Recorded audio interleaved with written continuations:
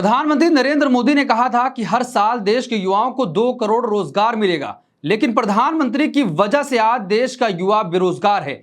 आलम यह है कि डंकी मार कर देश का युवा विदेश जा रहा है और विदेश जाने के बाद वहां पर फंस जा रहा है। आज अचानक कांग्रेस नेता राहुल गांधी हरियाणा के करनाल के घोगड़ीपुर गांव पहुंच गए। हम बताएंगे कि आखिर राहुल गांधी वहां पर क्यों पहुंचे और किससे मुलाकात करने गए थे।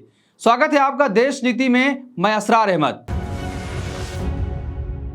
देश नीति केवल सच्ची और पक्की खबरें। आज सुबह सुबह ही बगैर किसी को बताए कांग्रेस नेता राहुल गांधी हरियाणा के करनाल के घोगड़ीपुर गांव पहुंच गए।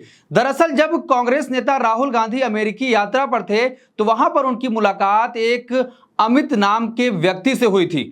आपको बता दें कि अमित वही हैं जिन्होंने डंकी मारकर प्रधानमंत्री नरेंद्र मोदी की नीतियों की वजह से देश का युवा बेरोजगार है, तो डंकी मारकर वो अमेरिका पहुंचे, लेकिन अब अमेरिका से भारत वापस नहीं लौट पा रहे हैं। अमित का अमेरिका में एक्सीडेंट हो गया, वो घायल हो गए, अस्पताल में भर्ती हैं। राहुल गांधी की वहां पर मुलाकात हुई थी तो राहुल गांधी ने वादा किया था कि जब मैं भारत वापस लौटूंगा तो तुम्हारे परिवार से जरूर मिलने जाऊंगा। आज सुबह सुबह ही राहुल गांधी करनाल पहुंच गए। किसी भी नेता को इस बात की जानकारी नहीं दी गई थी। जैसे ही कांग्रेस के हरियाणा के नेताओं को मालूम चला कि राहुल गांधी हरियाणा में हैं तो तमाम नेता वहां पर भागे भागे पहुंचे। एक तरफ बायोलॉजिकल प्रधानमंत्री नरेंद्र मोदी की नीतियों की वजह से देश का युवा बेरोजगार है। प्रधानमंत्री नरेंद्र मोदी ने कई नीतियां बनाई, लेकिन सारी नीतियां उनकी फेल होती चली जा रही हैं। प्रधानमंत्री का जब जन्मदिन आता है तो आज देश का युवा उसको बेरोजगारी दिवस के तौर पर मनाता है। आप समझ सकते हैं कि 2 करोड़ रोजगार का वादा किया गया था, लेकिन 1 करोड़ भी रोजगार नहीं मिला है। हर सरकारी सेक्टर में ऐसी भर्तियां निकलती हैं, लेकिन किसी को लिया नहीं जाता है। तमाम सरकारी पद खाली हैं।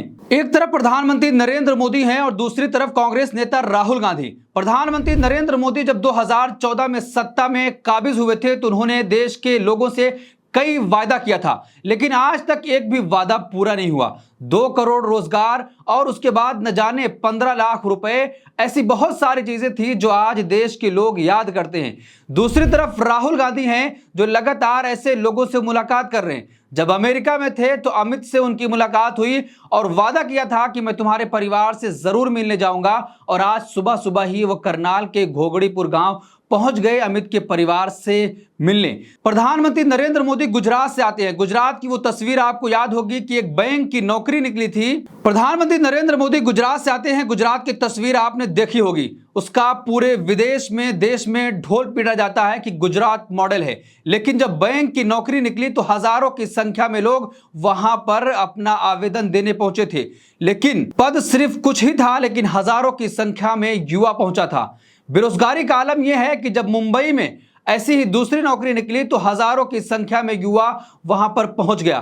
तो नरेंद्र मोदी 2 भारत बना रहे हैं। एक वो भारत जहां पर देश का युवा बेरोजगार हो रहा है, और दूसरा वो भारत है जहां पर कुछ उद्योगपति लगातार अमीर बनते जा रहे हैं। उनके कर्ज भी माफ हो जाते हैं, लेकिन देश के किसानों का कर्ज माफ नहीं होता है। किसान कृषि कानून के खिलाफ आंदोलन कर रहे थे, एमएसपी की कानूनी गारंटी मांग रहे थे। प्रधानमंत्री नरेंद्र मोदी ने कहा कि एमएसपी की कानूनी गारंटी दी जाएगी, लेकिन उनको अभी तक कानूनी गारंटी नहीं मिली। तो आप समझ सकते हैं कि नरेंद्र मोदी एक तरफ हैं और दूसरी तरफ राहुल गांधी हैं जो लगातार देश के युवाओं की बात कर रहे हैं, देश की महिलाओं की बात कर रहे हैं और देश के हर वर्ग से जुड़ने की कोशिश कर रहे हैं। राहुल गांधी ने भारत जोड़ो यात्रा करके ऐसी तमाम समस्याओं को जाना और उसके बाद अब आए दिन ऐसे लोगों से वो मुलाकात करते रहते हैं। उत्तर प्रदेश का हाल आपको पता होगा कि जिस तरीके से वहां पर बेरोजगारी का आलम है, वहां का युवा किस हताश में जी रहा है। जब वो योगी आदित्यनाथ के सामने प्रदर्शन करने पहुंचता है तो उत्तर प्रदेश की पुलिस उस पर लाठियां भांज कर उसको वहां से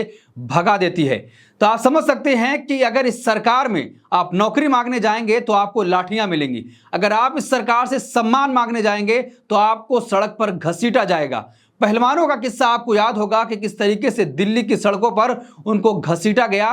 दिल्ली पुलिस ने किस तरीके से उनके साथ बर्बरता की थी और देश के किसानों के साथ किस तरीके से व्यवहार किया गया।